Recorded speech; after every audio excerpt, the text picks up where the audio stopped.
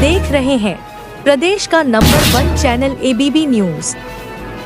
पूर्व मेयर प्रत्याशी आपकी अपनी पुष्पा रावत जी ने पुष्पराज एक आशा ट्रस्ट के तहत आर्थिक रूप से कमजोर वर्ग के बच्चों के उज्ज्वल भविष्य व सुनहरे कल की ओर एक पहल के लिए लिमिटेड सीट ही बची है।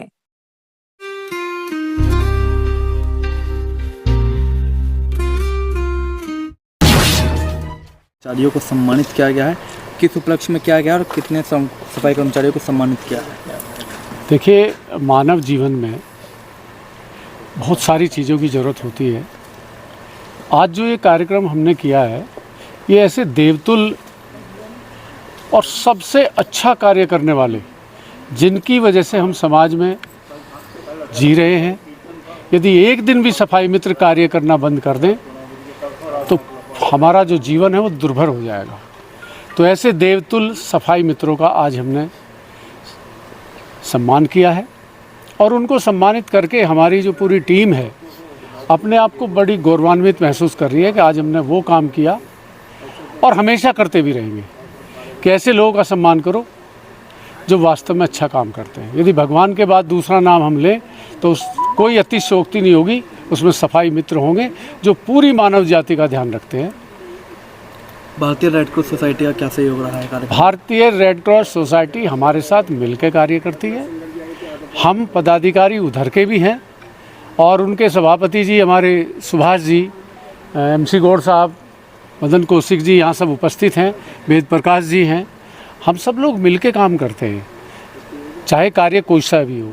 आज रेड क्रॉस सोसाइटी ने भी उनके सौजन से गणेश हॉस्पिटल से उन्होंने वार्ता करके यहाँ पे मेडिकल कैंप लगाया और महिलाओं को सैनिटरी पैड वितरित किए और अनेकों कार्य इसी तरह करते रहते हैं। सफाई मित्रों का विचार कहाँ से है, प्रेरणा कहाँ से ली? पार्टी शर्मा जी, देखिए, मैं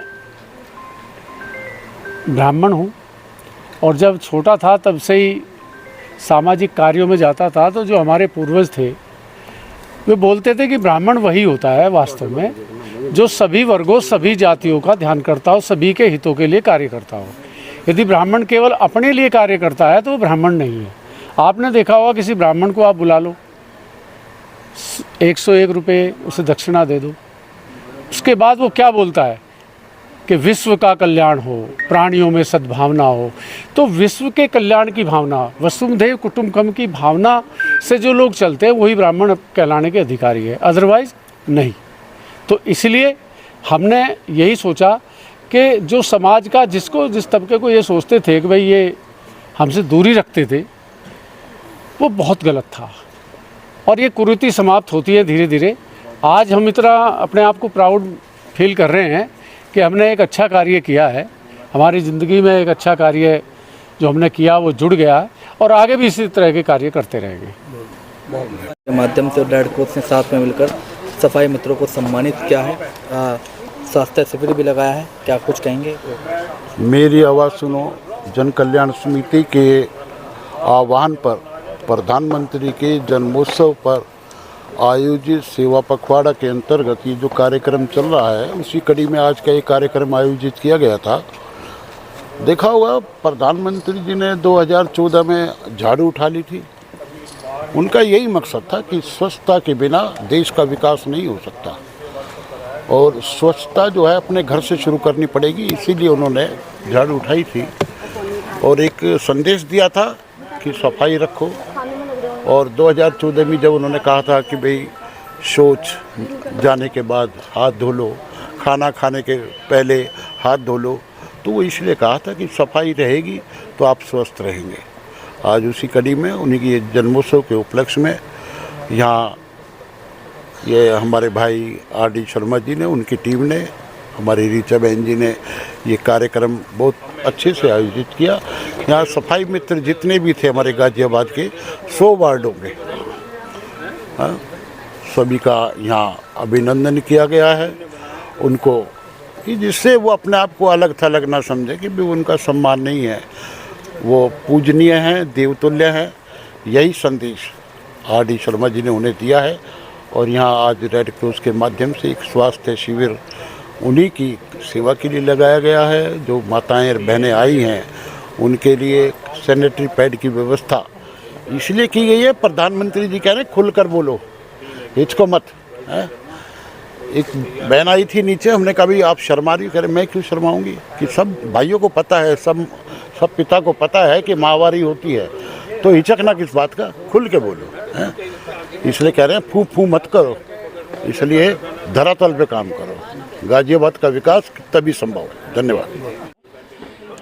क्या दिखाया है शर्मा जी ने कि बड़ों का सम्मान तो सब करते हैं, बड़ों का सम्मान सब करते हैं, जो छोटों का सम्मान करे, जो छोटे को बड़ा बनाए, वो बड़ा होता है।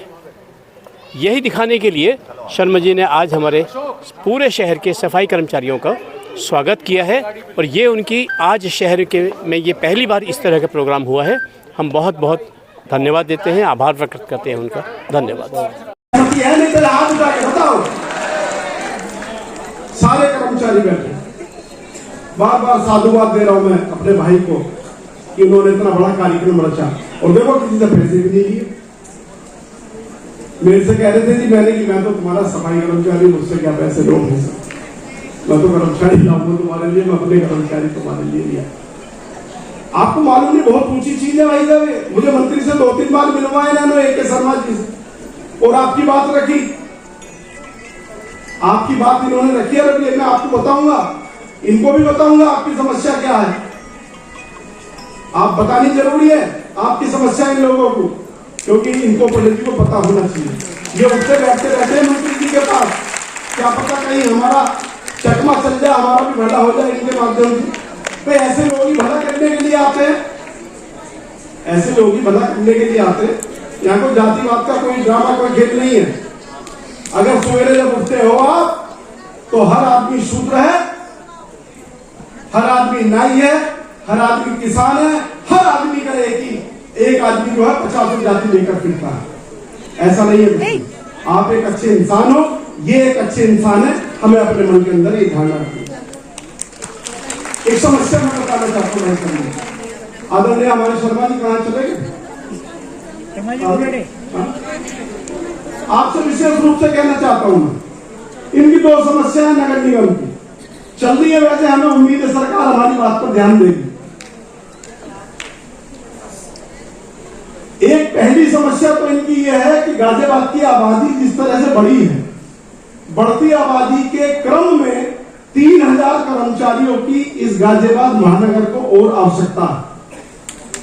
ये 4000 कर्मचारी 3000 अन्य लोगों का भी काम करते हैं। एक समस्या आपसे मैंने डिस्कस किया था कि माननीय मंत्री जी से रखिएगा इस बात को। अगर 3000 कर्मचारी और बढ़ जाते हैं तो मेरी माता बहनों को 2-2 कर्मचारियों का, 3-3 कर्मचारियों का काम नहीं करना पड़ेगा। एक तो हमारी बेसिक समस्या RD शर्मा साहब ये है, और दूसरी बड़ी समस्या क्या है, अब हमारे परिवार बढ़ गए, महंगाई भी बढ़ी, और महंगाई के इस दौर में 17-18 हजार रुपए महीने की तनख्वाह से काम नहीं चलता। सम्मानित पार्षद मेरे घर बैठे हैं, 2-3 बार हमने भी वेतन बढ़वाया था।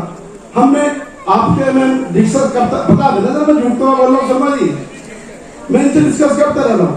बस एक काम सिर्फ एक काम ये और करा दो पूरे प्रदेश में, आप तो करा दोगे, आप तो वैसा बहुत बड़ी ताकत हो कि इनको जो है परमानेंट रोजगार दिया, इनका भला हो जाएगा। और ये ऐसा वर्ग है, ये मेरी साथ तो गड़बड़ कर सकते हैं, लेकिन आपके साथ गद्दारी नहीं कर सकते। हमारा समाज गद्दार नहीं है और कभी किसी के साथ गद्दारी नहीं कर सकता। इसी कारण 91-92 के बाद से भाजपा की सरकार हटी नहीं यूपी से, क्योंकि कांग्रेस छोड़कर ये सब भारतीय जनता पार्टी में चले गए और वफादारी के साथ आज की भारतीय जनता पार्टी